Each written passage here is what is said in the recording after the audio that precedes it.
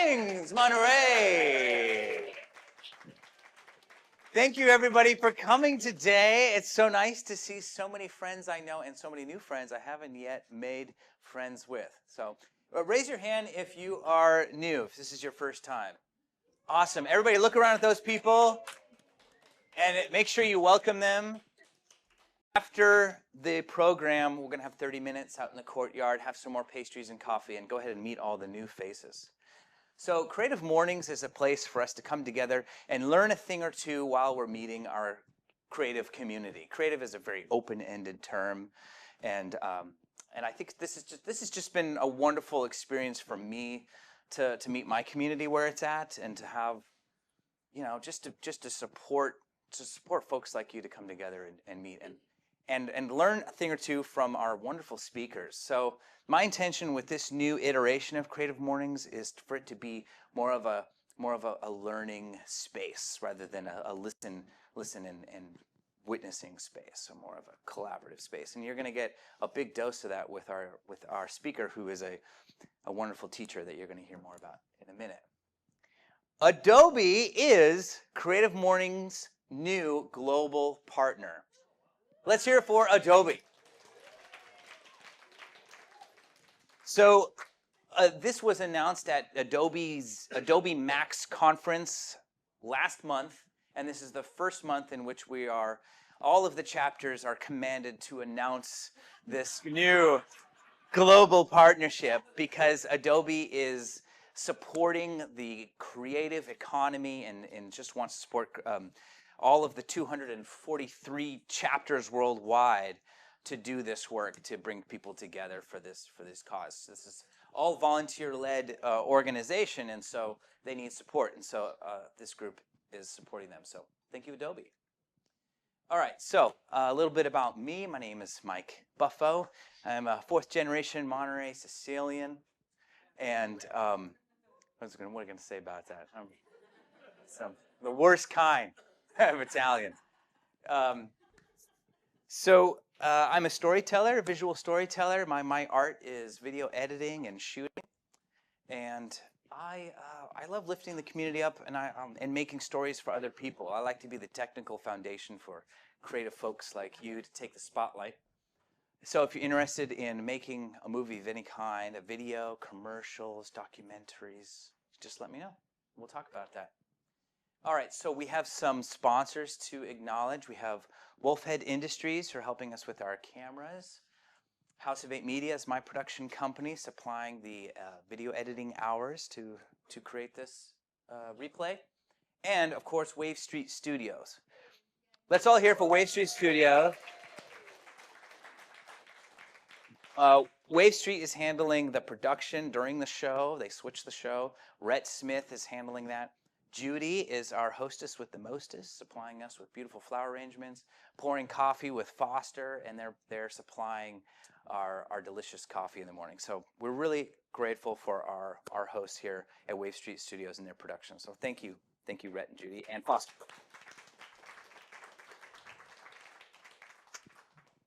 So we are looking for sponsors. I'm trying to be better at this. I have not been asking the community to sponsor, but I had my first sponsorship conversation. How long have I been host? 3 months now, and we've got somebody who might be interested. But so I'm open. If you guys have any ideas of who do you think? Hi, Rebecca.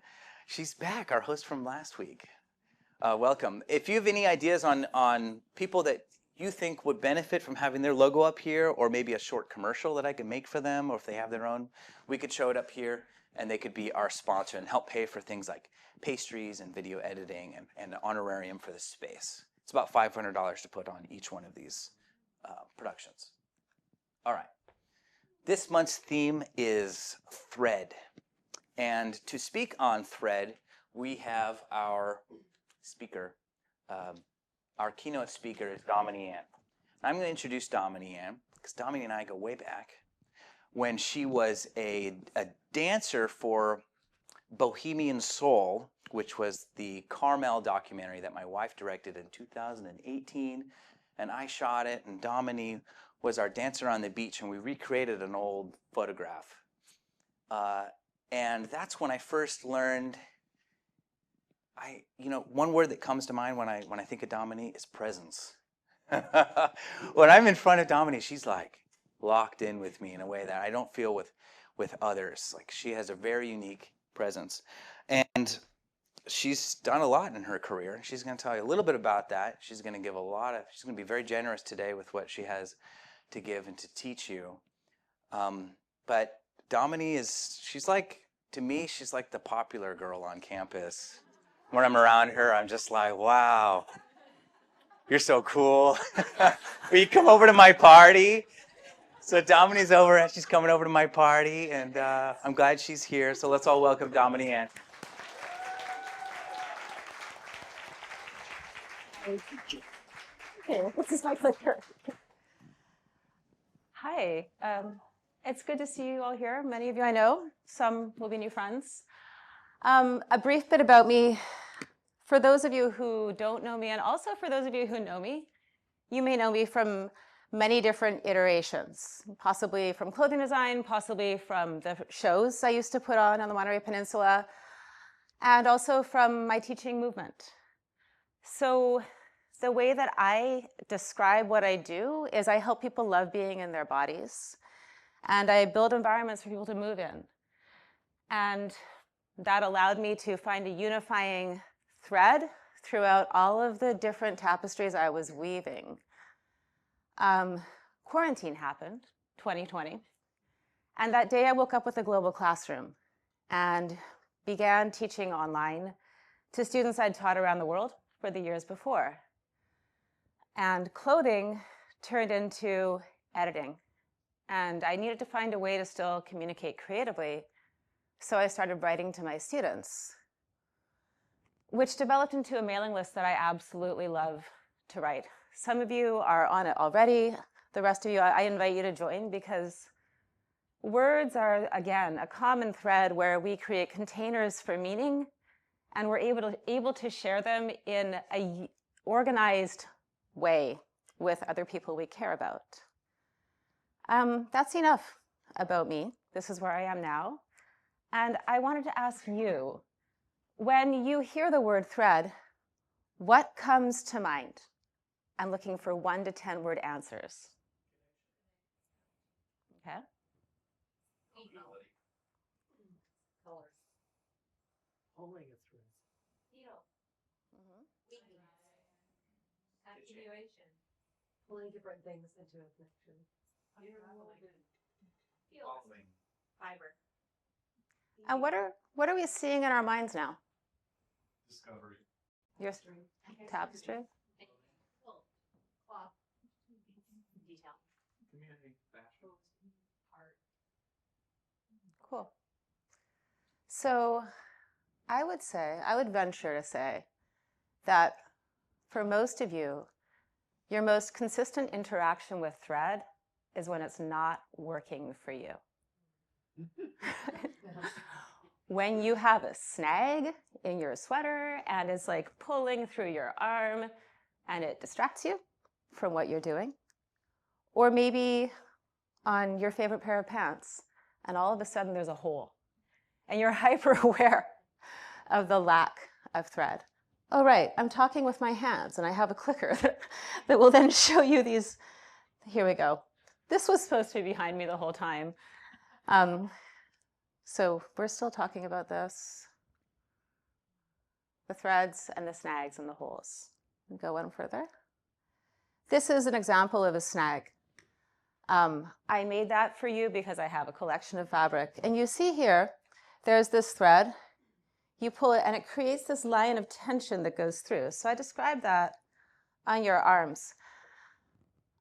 What happens when that goes on in real life, right? When you're on a path to create something and all of a sudden something derails you, it pulls you off, and there's a level of tension where you're not sure where it's going or if you can get back to the ease where you were. Is that resonating with you? Yeah. And then instead of taking the time to smooth it out, because the answer to snags is you gently massage the fabric back. If you take away one thing from this, it's how to deal with your clothing as it's unraveling for you. So you gently massage the fabric back, and all of a sudden we get, if not a totally beautiful, smooth surface, something that has a little more response to the body that's living inside of it. And what happens to a friendship when you hit a snag? Maybe you realize you don't share every single point of view. Something goes wrong, it pulls, and there's a line of tension. Well, you have to take the time to massage it back out if that garment of connection matters to you. It takes not just looking at that line of tension, but what connects to it, to gently ease it back into perhaps not what was, but something that we still feel really good about having around us. And what happens if it happens in your body, right? Maybe you hit your arm or you get a cut, and that pain begins to pull your focus there. It keeps you out of a clear communication with the world around you because you're distracted. And if you ignore it, it becomes annoying. But if you take the time to gently work through your proprioception and your nervous system, the tissues are going to heal. And depending on what happened, we may not be who we were, but it's something that we're still happy being a part of. This is an example of a hole. So I could easily digress into a long lecture about the difference between knits and weaves, and we're not going to do that. If I start, someone please stop me. But I do need to explain to you that a knit, which was the original fabric that stretched and moved around us, is a single thread that is looped through to create a large garment, or a large piece of fabric. So the thread that is down here is ultimately the same as the one that's up here. And because of that unity, when a piece of that thread is cut, the entire tension system that holds us begins to unravel.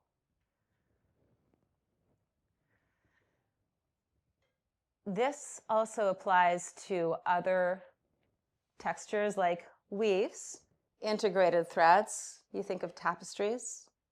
You get a hole, and all of a sudden, all those different threads are no longer unified, and what was holding together begins to fray outwards. We can't do much with holes, and they usually will only continue to grow if we don't take steps to repair them. What would happen if you got a cut and your fascia didn't begin to repair itself? We might lose our intestines. We would definitely bleed out. It would absolutely be messy. Our interactions would not be the same. We will talk about the emotional capacity for holes just in a moment. But what do we do when we have a hole? We darn it. Again, #follow me for more life skills. When you darn a garment, when you fix a hole in a garment, it doesn't necessarily matter if it's a weave or a knit, but what you're going to do is you're going to take a needle and weave a new web of connection through the hole. I picked an example here that has color. So you see how there was a hole here, and what's happening is we're catching threads. We're creating a new spider web, a new tensegrity model inside of where there was a void. And you continue to weave it around until the network has its integrity restored. If you overdo it, you can feel it, right? Darning has its own entire art form. You can pay people a lot of money to invisibly darn a hole in a beautiful silk outfit that you paid far too much for, although perhaps it has that value, so that no one sees it. If you pick exactly the same color thread and carefully weave it up and down, and you stop before you can feel a difference. That's invisible darning. Embroidery also has an aspect here, because for most of us, when we try, we fail miserably at seamlessly reintegrating what was rent asunder. And instead, we go for the other approach, which is called, if all else fails, decorate it. This is how our body does that. So let's segue briefly into fascial networks, which again, stop me if I talk about this for more than about 4.5 minutes. Fascia is the thing that makes up all of us. Body science, we are made up of approximately 25 to 35 different types of collagen. They say we're made of stars. It's actually collagen. And the reason why we're not sure how many is that we're still discovering the types of collagen that create our bodies. And the collagen will turn into muscle, will turn into organ, will turn into bone, depending on the impact we receive from the outside world. So it's literally ground forces and how we move through that helps our bodies weave together this network that contains that which gives us life. Our souls drive our meat cars, but it's a little more complicated than that. We are, in fact, kind of this fascial macrame. And it has its own direction. So usually when I am explaining to people about fascia, I talk to them about their hair, because we know our hair. And when something gets tangled in our bodies, or in this case, when something is cut and our fascial network has begun to reweave itself, what was like this, or like that, begins to do this, just like darning. It holds itself together like that. And so it becomes stiffer for a certain amount of time, because fascia repairs at different rates, depending on the ground forces that it's receiving, and also its job in our bodies as a living thing.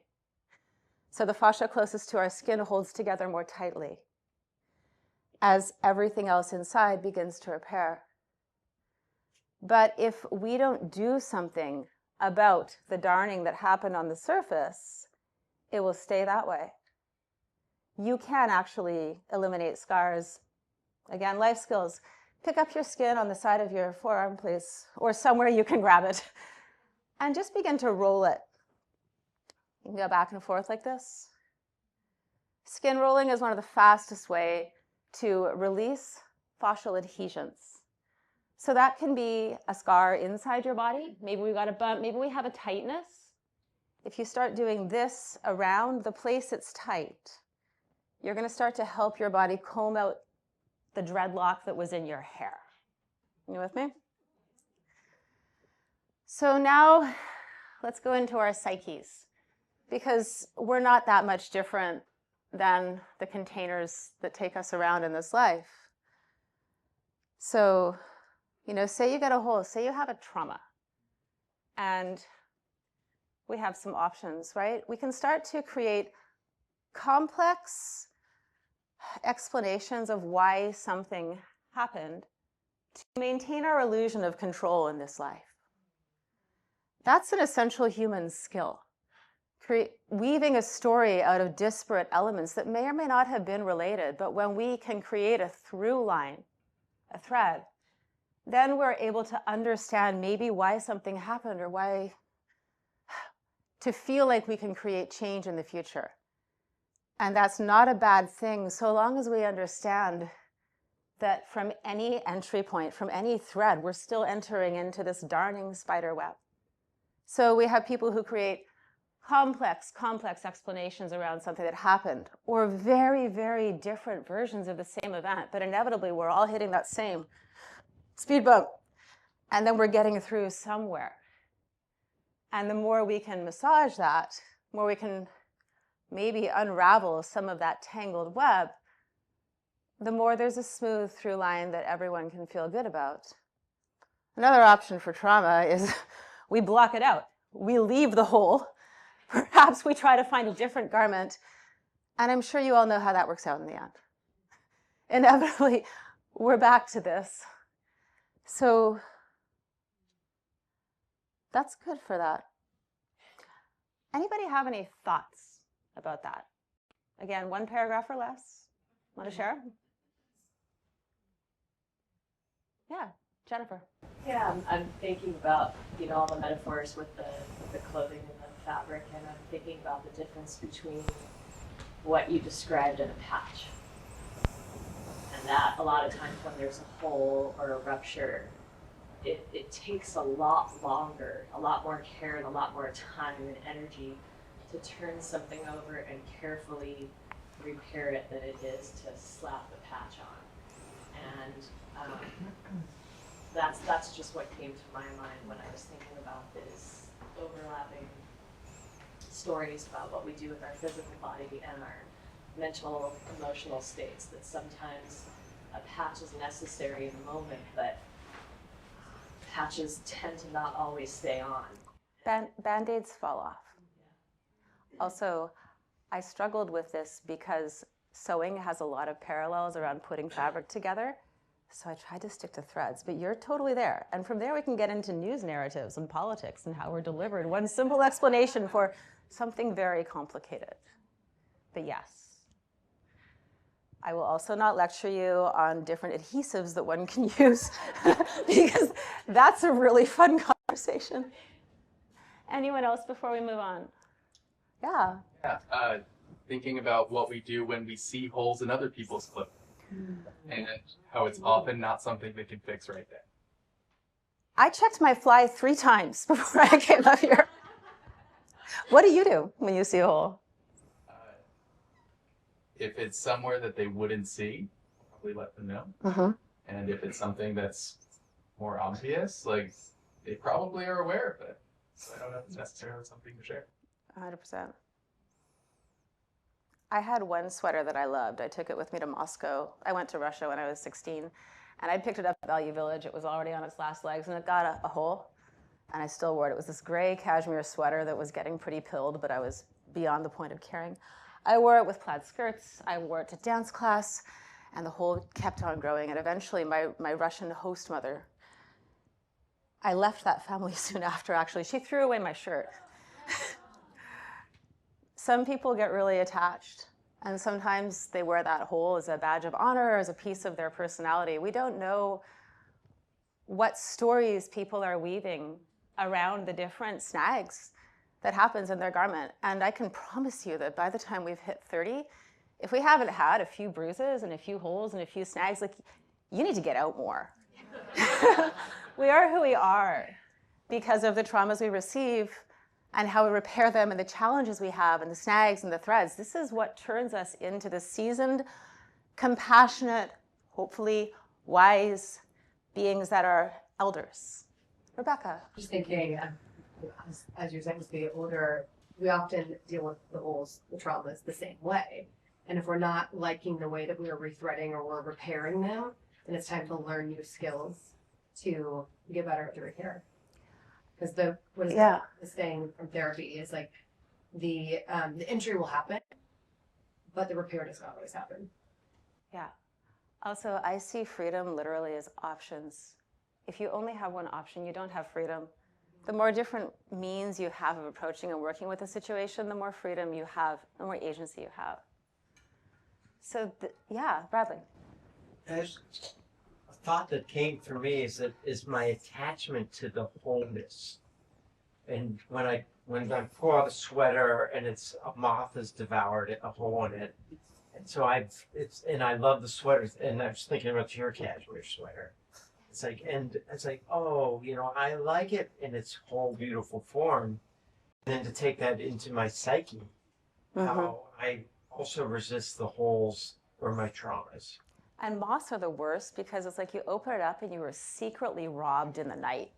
You had what idea, and then that thing is and there is nothing you can do to go back. We'll let the 2 more people talk, and then I have exercises for you, so we'll move forward. So you're first. I was just saying that, the wear and tear on one's clothing is an indication of the roads that we've traveled. 100%. Like you said, some people wear it as a badge or something, but sometimes it's just we have evolved to be who we are based on all of the snags and holes and worn areas that happen, and that's who we are. That's you maintain it, you keep it healthy, but a sweater with holes in it still keeps you warm.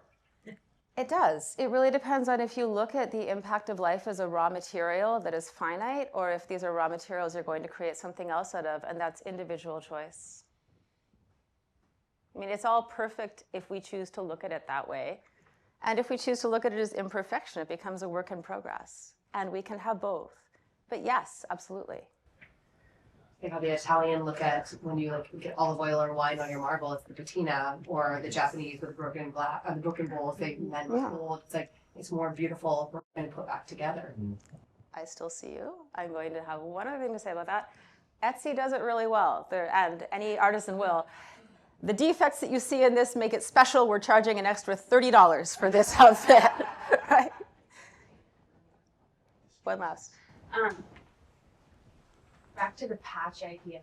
I feel like a lot of the time when we get holes, it's definitely easier to like throw a patch on and then maybe another patch and then okay, now it's peeling out. Now I'm gonna try to stitch this little part, and after a while you realize, oh, I haven't been patching correctly. And then what ends up happening is you have to do the work to undo all those patches. And undoing patches is just part of like figuring out how to actually stitch it back up. Yeah. And sometimes when you undo patches, it takes more with it. And I have a friend who's an amazing knitter. I took her a weighted blanket I bought. I made the mistake of buying a king size before checking with my husband to see if he likes weighted blankets. Yeah. So it became an incredibly expensive dog blanket.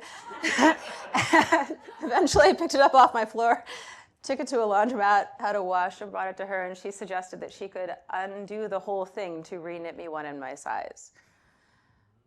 It would have taken 20 hours, so instead I paid her $120 to cut it and sew it. But yes, you can unravel entirely if you choose to spend those precious hours of your life doing that, right? And again, this is our agency.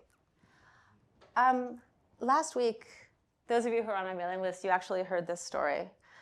And I'm glad it resonated with so many people. I heard from a lot of people about this one because it did with me too. I was kind of workshopping a new theory I have about the fascia in the body, where the places, the tension patterns in our body, be it our bunions or our scars or our muscle knots. Again, hashtag life tips, muscle knots.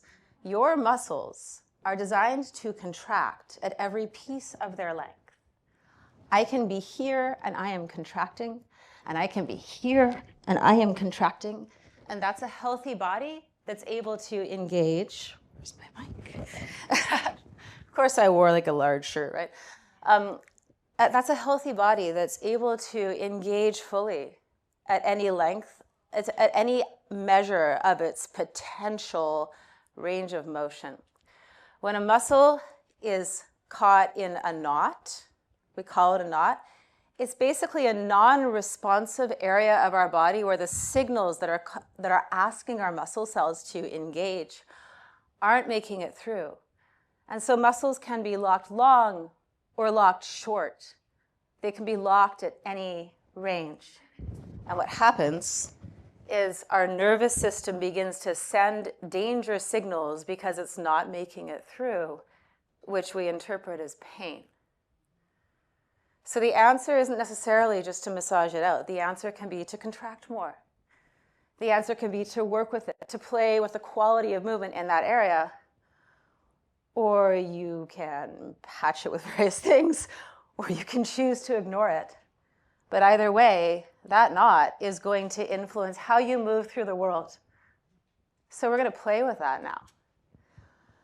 I'd like you first, so you understand the technique, to just take your hand out from your bodies. This is something you can do seated, or if you want to stand, you can. But this is a term. The term I did not make up. It's called muscle irradiation.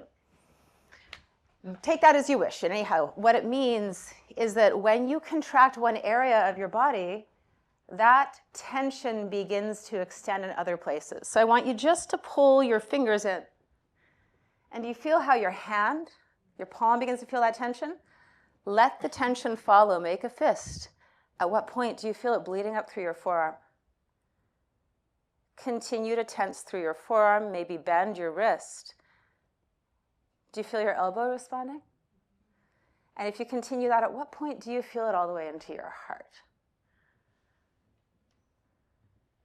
Right? Release, shake it out. Does that arm feel different than the other arm? Right. So, a quick exercise. Mike, I'm looking at you here. Can you please give us about 2 minutes to play with this? Thank you.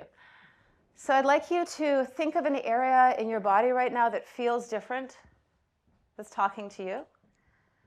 And I'd like you to feel into that. Perhaps tension, perhaps a void. And I'd like you to begin to make a little muscular fist around that area. If you want to change your body position here, feel free to. I'm going to grab a chair and give you an example. Most of us tend to talk to our lower backs. So if I am sitting here and say I have pain right here, and I'm going to tighten up into my back, I'm going to see my body begin to make shapes. And maybe if I want more tightness there, I might start pushing into my feet or leaning into it. And then once you have a line of tension, I want you to breathe into that line. So send your breath into the place you feel the tension and watch as the line changes. Let it make a new shape for you and hold that shape as you exhale. And when you feel your exhalation pulling you into a new shape of tension, let your whole body make a fist around that shape. Mike is going to let us know when we spent 2 minutes doing this. It may be the longest or shortest 2 minutes of your life, but please stay with breathing into the lines, tensing around them so you can feel them, so you feel like it's a dark outline around a watercolor painting, and then use your breath to change that shape, expanding and contracting your tensegrity model to allow it to shift.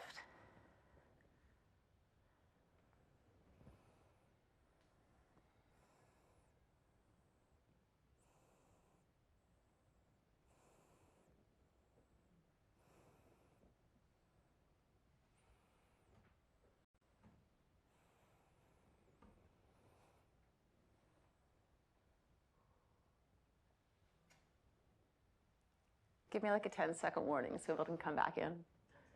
All right.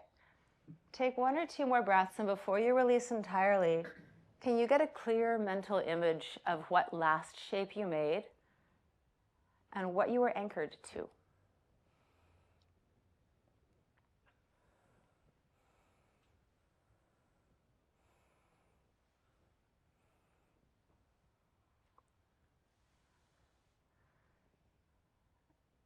And then when you're back with us, let's have about 3 people give us a very short synopsis of what they saw. What do you see inside? What changed for you? Denise, you're visual. I want to hear you. I dropped a shelf on my baby toe 2 weeks ago. And so I felt, what do you do to baby toe that you're asking me to do? So I felt it was like the pad of my foot around behind it and to the toes next to it. The expansion of the bones and all of that was almost like a pillow. It started to be a little bit firmer but fluid, and it also went up to my ankle for sure, and all the way up my leg, and so I had to breathe to sort of relax. So it was a bit of, I'm not sure I was like doing it right. It was like I was trying to tense that area to feel where that tension was, and that's where that pillow. And how does it feel now? Well, it's out of my shoes, so it feels pretty good. Anybody else have, yeah, Linda. Yeah, so I have, lower back and hip thing. So I just started kind of encircling that area visually. And I was using that outline that you suggested. And as I would breathe into it, it would sort of dissipate in color.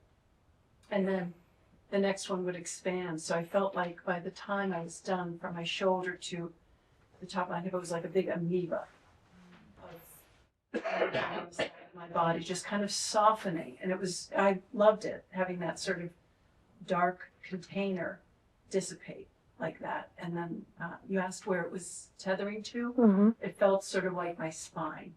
And I hadn't considered that until you suggested it. So it was kind of an interesting, like, oh, okay. There's a center of me that's supporting this. Yeah. So back to my story. I was working with this client, explaining to him about muscle knots, and he was asking about the ones that you've had forever. And I put forth this theory I've been workshopping about our fascia, where we harden because of the ground forces or because of a lack of response, where our nervous system is telling us something and maybe we're ignoring it because we have to move through life with some direction. Those points of tension that are non-responsive in movement become anchor points for our movement. And so the knot that I had in my shoulder may actually be what I wind up hanging my bag off of, my cell phone off of. And if I ever go to a movement class, it becomes a point that I can actually lean on, right? And so the darning patches, the scars, also become anchors for our strength, and they begin to define us. So telling my client this about the body, and he looks at me and he goes, yeah, just like how when we have trauma, they then become defining points for our personality, right? We lead with our wounds.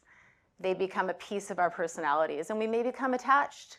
They may be our jungle gyms for rationalizing or justifying other actions. We can choose later to see if we like that or not, but knowing that this is a possibility of how we reorganize our woven tapestry of life is very helpful for being able to change it. So going in now to our emotional bodies, and this is one of my favorite exercises. You may know it as 5 Deep. It has some different names. And you're going to partner with someone, hopefully just find someone beside you for this. We have 3 minutes for each person. And I would like you to think of something you feel strongly and passionately about for yourself, not an opinion. Either something that you want for yourself, like signing up for a course, perhaps your mission statement for your own soul or your business, or something you really don't want anymore, something you want to quit, something you want to move out of your life. When you have that, you're going to tell your partner, and they're going to ask you why. And you're going to answer them, and they're going to ask you why. Again, by about 5 times, you're going to be somewhere different. We have about 3 minutes for each person. I do ask that instead of sharing empathy with your partner, help them follow the through line of why. We don't respond, we just ask. Okay. So welcome back. Rosalind. Welcome back from that journey. I'm just trying to get back here. So how's that feel? How do you feel right now? Brighter? Right? Naked? In a good way? Maybe with like a Superman cape, kind of naked, or just raw? In any case, I'm just going to hold this. So the aspect of being seen, right, of having someone help you with your own vision, your own internal sense of who you are, your map, it's incredibly empowering, liberating, and also transformative. Yeah, let's just switch off. Crackle. Hey, it's okay. So this goes for every single type of fascial network. When we are rent asunder, if we choose to ignore it, it's only going to grow. Right? If we don't pay attention to our scars, they're going to stay. Organs like to be talked to. Your body likes to be witnessed. The reason why you felt so good after the unwinding exercise is literally because we drew attention to our bodies, and contraction is the language of your muscles. When they contract, we increase our proprioceptive map, which is our nervous system recognizing where we are. And where we are and who we are and how we are all linked in our nervous system, which, by the way, also has no sense of time. One of the strongest threads that move through us. Our nervous system doesn't know the difference. So when we are injured, our nervous system thinks it's always going to be that way. And when we don't have pain, we forget what that feels like. Anyone who has gotten tattooed or delivers children knows exactly what I'm talking about here. When we are witnessed, we are better able to unravel and perceive ourselves simply from having an audience, which also can be a reflection, but there's a witnessing that's going on. And when we are paying attention to our garments, to mend their holes, you have to dial it in. You got to go 5 deep to get that darning going on, or to unravel the one that became too complicated. So that was my image for unraveling and reweaving. This, by the way, I make all these with AI. For me, my relationship with AI is that I finally have a tool to bring my vivid inner world to life.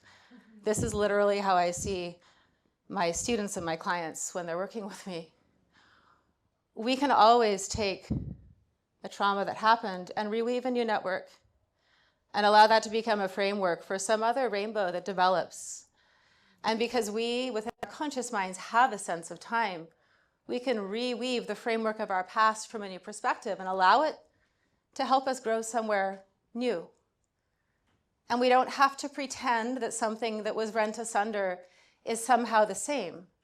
It can be a point of tension that can help us build bridges for growth. I hope that you take this with you and use it to become more pliant and compassionate with yourselves and your world. And lastly, I'd like to all invite you. I'm going to be teaching a free online class on Thanksgiving from 10 to 11:30 that's going to involve breath work and some very free-form movement with a couple of props to help us create space inside of our bodies for that day and moving into the holiday season. If you sign up for my mailing list, you'll get a link for that on Sunday. And also, please do join my mailing list if you want to hear more, or basically just get thoughts about your bodies in a free little workout video every Sunday.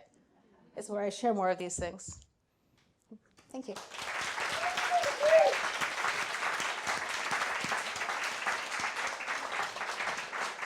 Okay, now it's time for our biggest takeaways.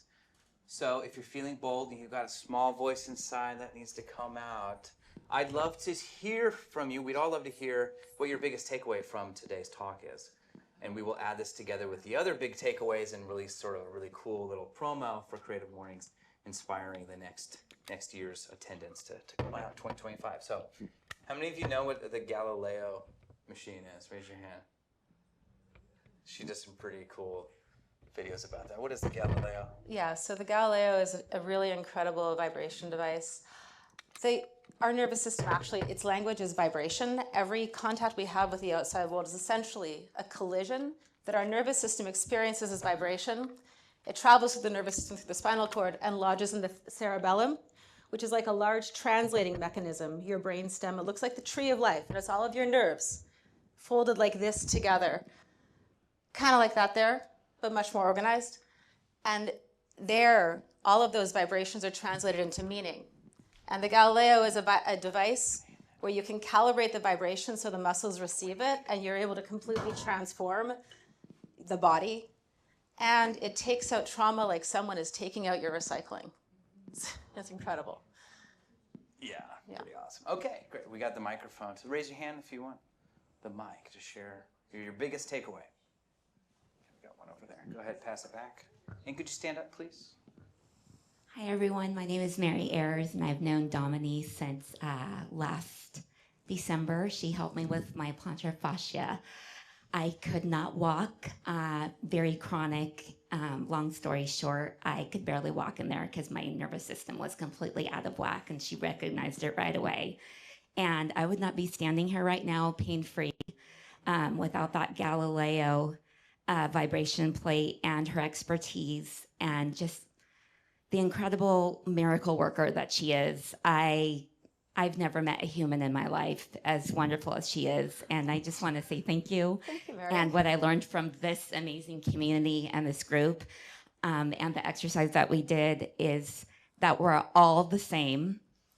And the number one thing that we all want in any type of weave or thread or however you want to say it is freedom. We all want freedom. We want freedom of pain. We want freedom of physical challenges, mental. We just want to be free people, all of us. And so thank you for all you are and who you do and for inviting me. And it's a blessing to be here. Thank you. Mary, right? Mary. Mary, thank you, Mary. Who's next? Who's next?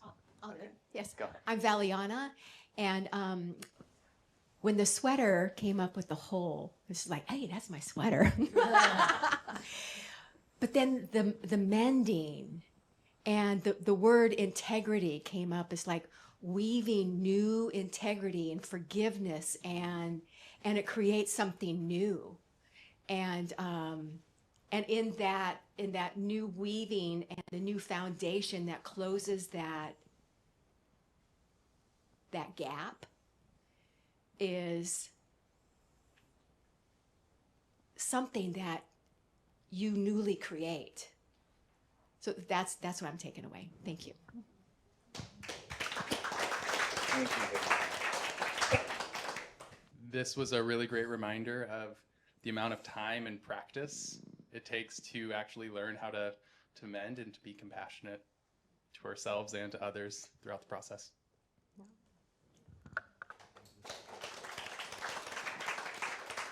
Over there, John. Well, my name is Anne, and this is just a super practical takeaway, but a very important one for me, which is I have suffered from kind of a mystery shoulder impingement, and when I've gone to physical therapy, they always want you to stretch. And I'm going, oh my God, maybe I need to contract and then relax and then contract and deepen. So, like I said, it's not a deep metaphor, I don't think, but it's very meaningful for a situation I've been dealing with for a few years now. So thank you.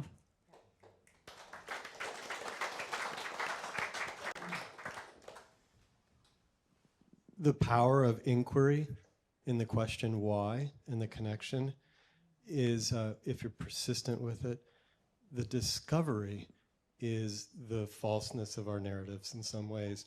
There's a truth to the narrative, but as we dig into it deeper, that narrative dissolves. Wow.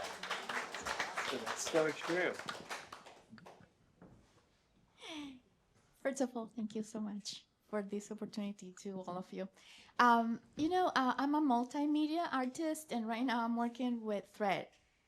And, I didn't know, I've been doing these big pieces, and I didn't really know where I was going with it or what I wanted to say.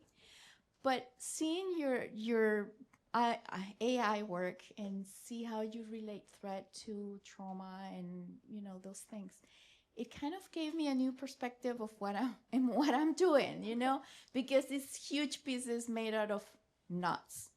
Mm-hmm. And so, thank you. Definitely, it's giving me a new perspective where I'm going with my work now. Cool. Yeah. Thank you. I'm Denise, and I just want to say also that freedom piece was huge. If we don't have options, we don't have freedom. I've quoted you on that now. It's going to be my mantra.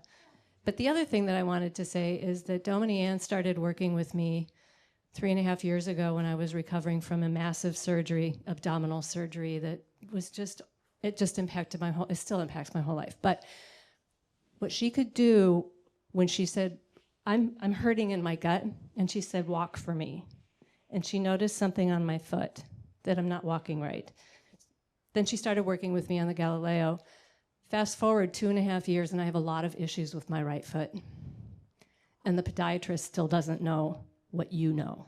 And so anyone who wants to work with Domini, you are a miracle in this world. Thank you. Wow. Yeah, what a testimonial. Put that on your website. Thank you. Hi, I'm Roslyn, and I'm a good friend of Domini's. We've known each other for about 5 years, and fellow Canadian.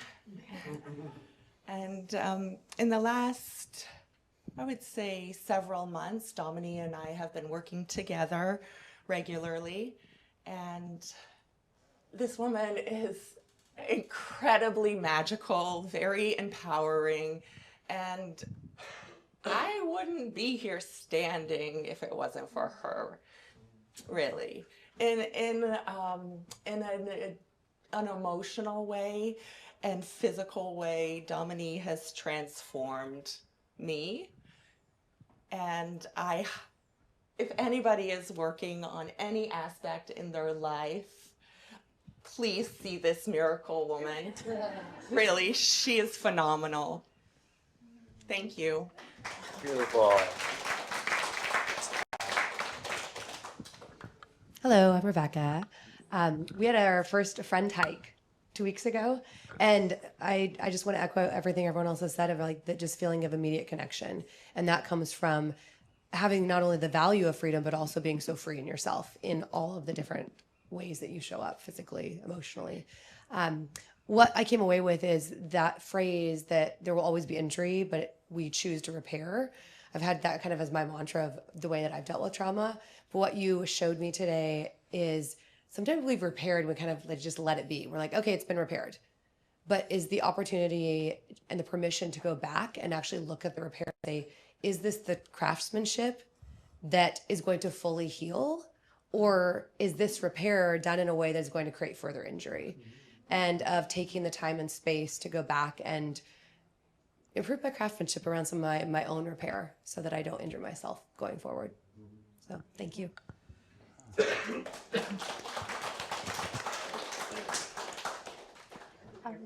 If there's no one else, I'd love to finish up.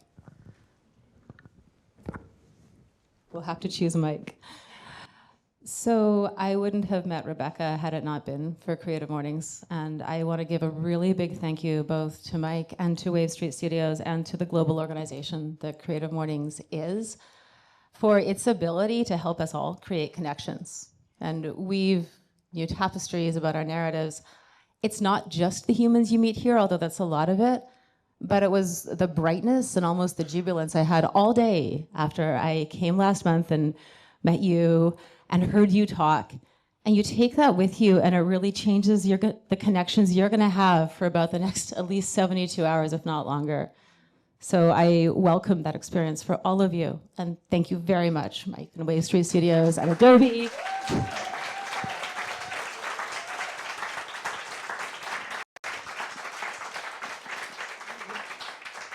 Okay, so that's it for today's program. We'll see you in December on December 20th. Thank you very much. See you later.